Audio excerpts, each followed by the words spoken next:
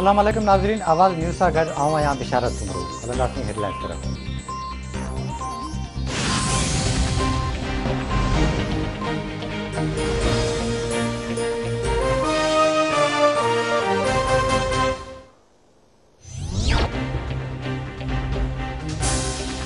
कोयटा वेझो बेला शाहरा ते तेज़ रफ़्तार मुसाफ़िर कोच कल्टी, 8 मुसाफ़िर फौत, 22 ज़ख़्मी। इस्लामाबाद पुलिस ऐं रेस्क्यू टीमुनि वाक़े वारे हंधि पहुची लाश ऐं ज़ख़्मियुनि खे अस्पताल मुंतक़िल कयो। पुलिस जो चवणु आहे त वाक़ियो तेज़ रफ़्तारी सबबि पेश आयो, वधीक जांच कई पई वई।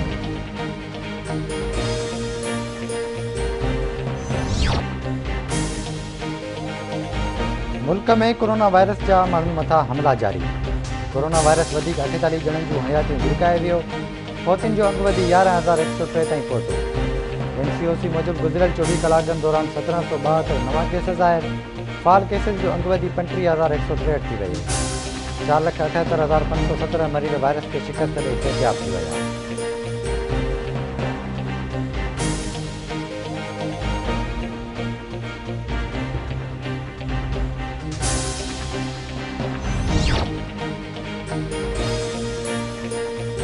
लाहौर जे एहतिसाब अदालत में मनी लॉन्ड्रिंग ऐं आमदनी खां वधीक असासनि बाबति रेफरेंस ते ॿुधणी। शहबाज़ शरीफ़ ऐं हमदा शहबाज़ खे अदालत पहुचायो वियो। नून लीग कारकुननि जी अदालत ॿाहिरां नारेबाज़ी। मरियम औरंगज़ेब जी शहबाज़ शरीफ़ ऐं हमदा शहबाज़ सां मुलाक़ात।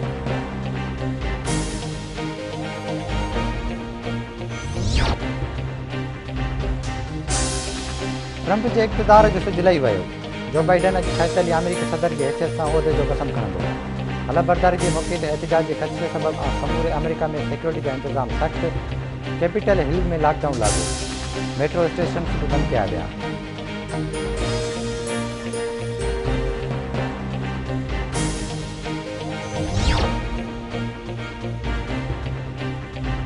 अवाम सिलेक्टेड वज़ीर आज़म खे रद्द करे छॾियो आहे।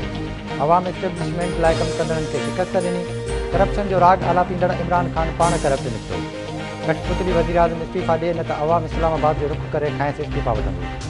PTI भारत ऐं इसराइल जी फंडिंग सां हुकूमत में आई। अटो ऐं खंडु चोर हुकूमत खां जिंद छॾाइण लाइ कठपुतलियुनि खे घर मोकिलणो पवंदो। BP चेयरमैन बिलावल भुट्टो ज़रदारी जो उमरकोट लॻो खारूड़ो शहर में अली मर्दान शाह जी पहिरीं वसी तक़रीब खे ख़िताब।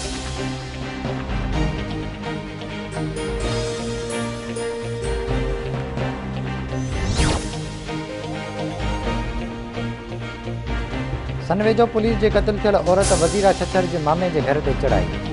ॿारनि ऐं औरतुनि ते तशदुद, तकियसन गिरफ़्तार। पुलिस जो चवणु आहे त वज़ीरा छछर जे क़त्ल में मुलविस जवाबदारनि जी गिरफ़्तारी लाइ चढ़ाई कई।